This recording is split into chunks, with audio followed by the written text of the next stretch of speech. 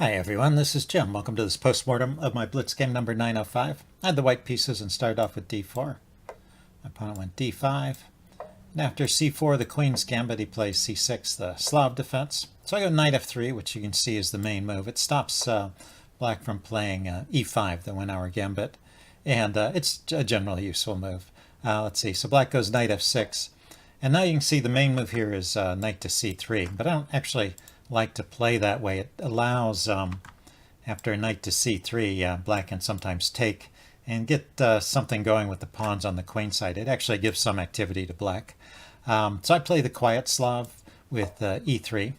And he went bishop f5 here, which is actually the main move. I was a little bit surprised about this because normally I see e6. We can see there's a lot of popular choices here, a lot of ways to play it. So I don't see this move so often, but in fact it is the most common move in the database at this point. So now I go knight c3. Looks like that's a normal response. He goes e6. And at this point, after e6 has been played, it seems like knight h4 is the main move. And play might continue like this, knight h4. The bishop could even come to e4, could drop back to g6, slightly more popular. And after you taking with the h pawn to open up the h file. It's an interesting position for black. White is better, but black may get some counterplay along the h file. And so, I also prefer to avoid this kind of position. So I'm just as happy I didn't play that knight h4 move, but I probably should have played bishop d3. I think the move I played, bishop e2, you can see it's the third choice there. It ended up in this game being kind of a wasted tempo. My bishop ended up going to d3 anyway, but I was just trying something different here. And it didn't go badly. I mean, I think white is fine here, but probably black has equalized easier than necessary. I made it easy for black, in other words, to equalize. Now here black should probably play bishop d6. There's only 3 games in the database here, so it's not a huge sample, but it just is it's a logical move to put the bishop on a good diagonal. There's no need to defend against a pin or anything because my bishop is locked behind the pawn chain, so I'm not going to get the bishop to the g5 square. Anyway, so we're just out of the opening book. After he played bishop e7, we can look at this on the notation page. I played b3. Let's see, he went h6, bishop b2, and he castles. And yeah, that h6 move was useful. If I do attack his bishop, he has a retreat square on h7 now. And now I decided, well, it's time to trade off those bishops. And this is what I mean by a wasted move. My bishop went to e2 and then to d3, and then it just got traded off. So I'm a step behind on some other moves. But it's a closed enough position that it doesn't matter too much, and we're still in the range of about equal. Let's see, he went queen b6 here, which is it's always interesting to try and put some pressure on the queen side. Often interesting. I don't know if it's doing a whole lot in this case, but it doesn't seem to have caused any harm either. I push on with e4, he takes, I take. In fact, I'm trying to open up things on the center and the queen side on the king side while his queen is off on the other side of the board. But it seems like he can get back in time. First of all, he gains a tempo against my queen with this knight move, and then he plays rook to e8. So he's not in any hurry to bring the queen back. He's just centralizing his pieces. A good classical play from my opponent here. Knight e5, rook a to d8. I decide I need to defend the center as well. And then he brings his queen back. Sometimes when the queen is over here on the queen side, it can zip across to the king side like that, swooping across the 5th line there. But my knight is in the way, so that's not going to work here. So he brings the queen back this way. And I push on with f4. My idea is to try and soften up his kingside pawn structure with a move like f5, or if he decides to trade my knight off, to have a pawn to take back with and use that to restrict white's ability to maneuver on the king side. So I went bishop d6, and I go queen f2.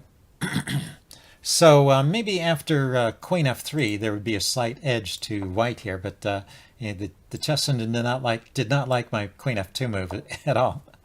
And well, the reason is he could have played knight e4 here, kicking my queen. So say I go to queen f3 then. He gets in this move f5 with tempo. My queen had gone to f3 first, and then that sequence would not have been possible. Now his knight is cemented on a pretty good square. I can't challenge it with the bishop. If I want to challenge it, I have to kind of maneuver my knight around to trade it off, and I can't kick it away with a pawn. So it would have been a nice maneuver for black, and probably given him some kind of advantage. But he didn't take that opportunity. He played b6. I went queen g3, and he went c5. Well, I think c5 is a good move. Not as good as knight e4, but that also puts the question to my center. And I pushed on with d5. The chess engine says I could have just played queen f5, queen f3 here again. I really didn't think of this move because I was trying to keep pressure on the g file there, but it's a good square for the queen, I guess, as well. And then let him take. And that keeps my pawns together. It's a sounder pawn structure than what I got in the game, so it's probably a better way to play than the way I played it. I pushed on with d5. Of course, this has some activity associated with it, so it's not entirely hopeless. But here, after he takes, I need to take back with the pawn, of course. I've got it covered with the rook, and he's got it attacked with the knight, and so I'll have to take some care to keep this defended, but I can use these pawns to maybe restrict his ability to defend the king side. So it's a game I would be willing to play. But anyway, rook takes d5 is just a blunder, and he wasted no time in taking the exchange, and this is all correct. And I played bishop f8 here, which I think is a reasonable move. The chess engine gives an interesting line here with f6.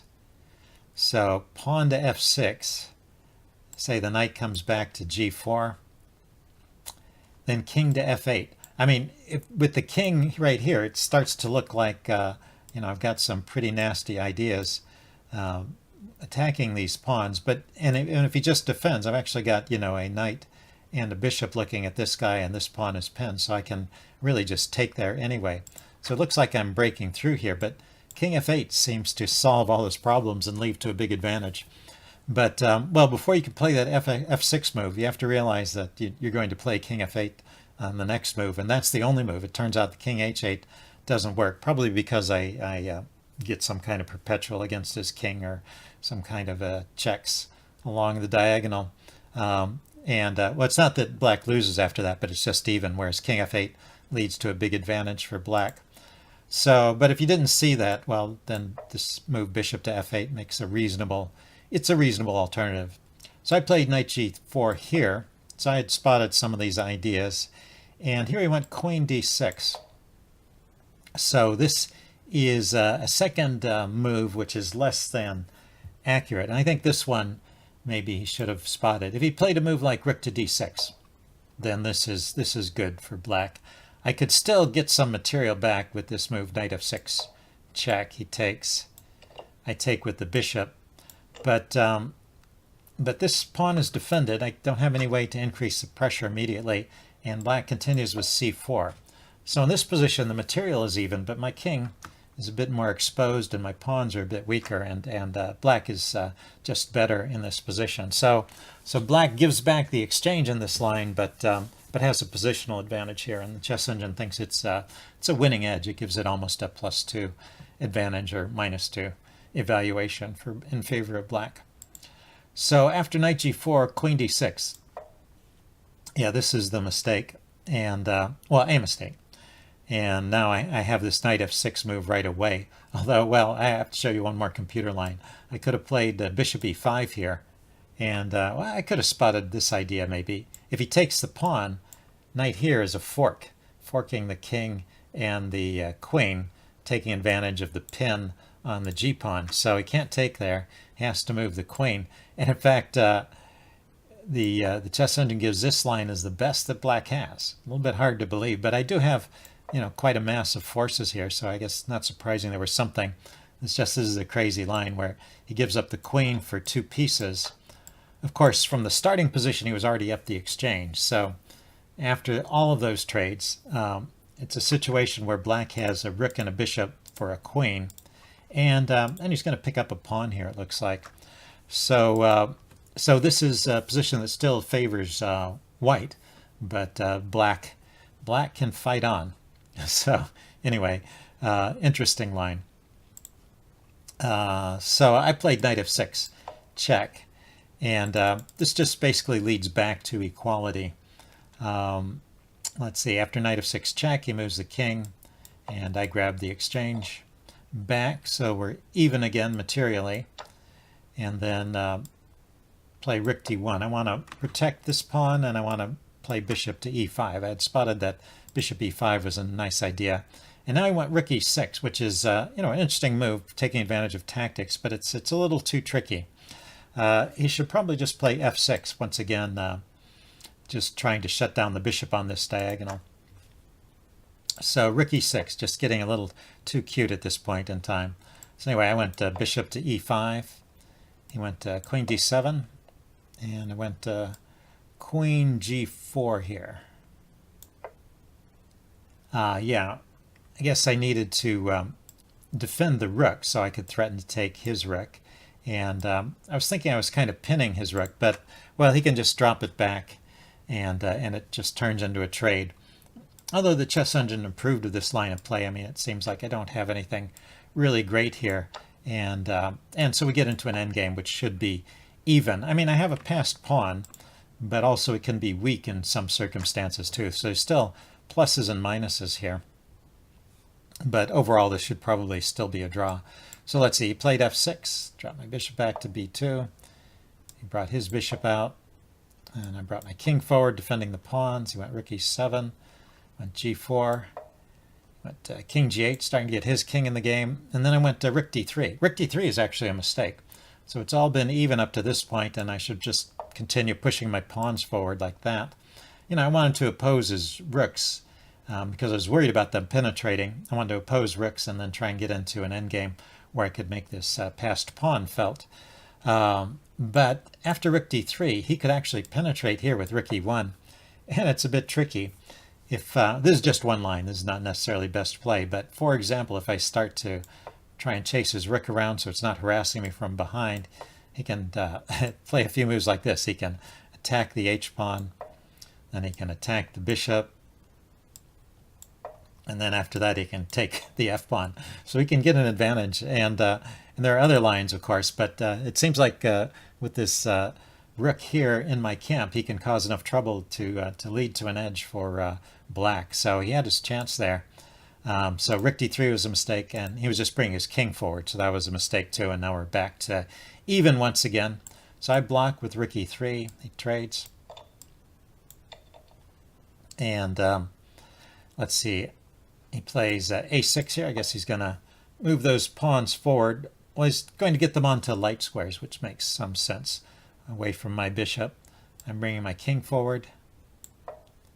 Plays b5. I play f5. f5 actually was criticized. The chess engine likes h4 here, but I don't know, it's getting a bit mysterious, and it's not clear to me if this actually leads to a winning edge or not, but the chess engine did give a positive evaluation to white after that, whereas this is still just a dead draw. Let's see, he starts bringing his king in. Let's go forward for a few moves here because nothing much happens. We're just kind of maneuvering back and forth. I tried this little trick with this pin, but I can't really exploit it.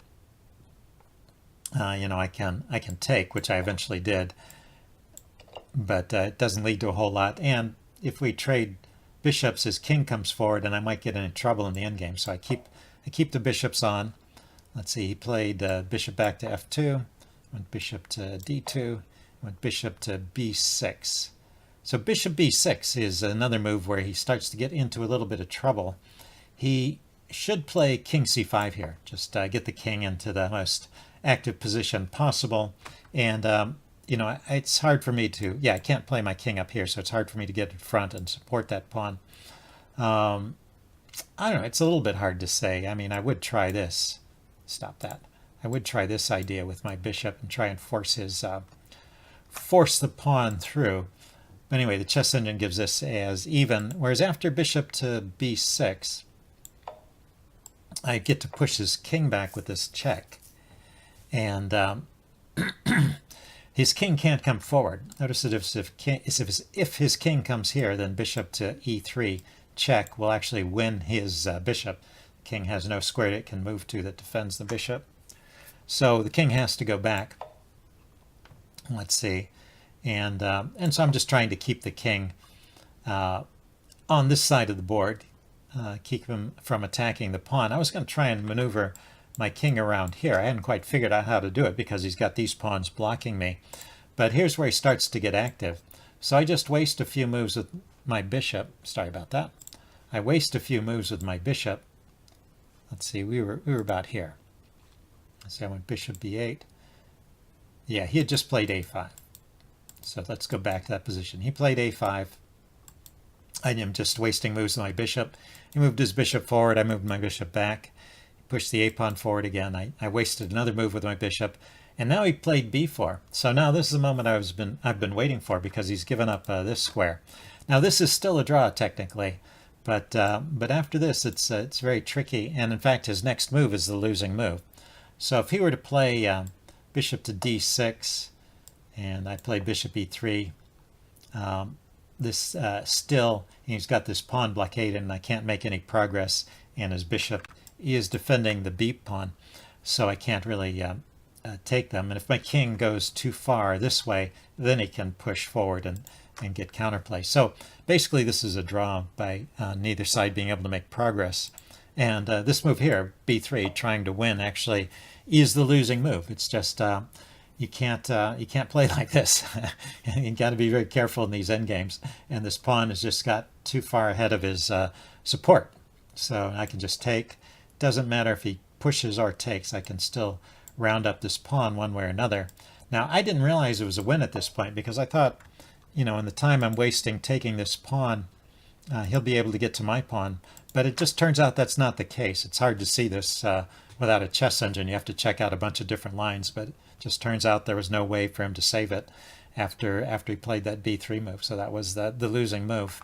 And now at this point, it starts to get pretty straightforward, because he manages to get his king to attack the pawn, but I get my king back just in time. So I'm just a pawn up with bishops of the same color, and this is kind of a straightforward win. You just use your bishop to drive the king back, and if he opposes with the bishop, then you turn it into a king and pawn endgame, which is also winning with the extra pawn.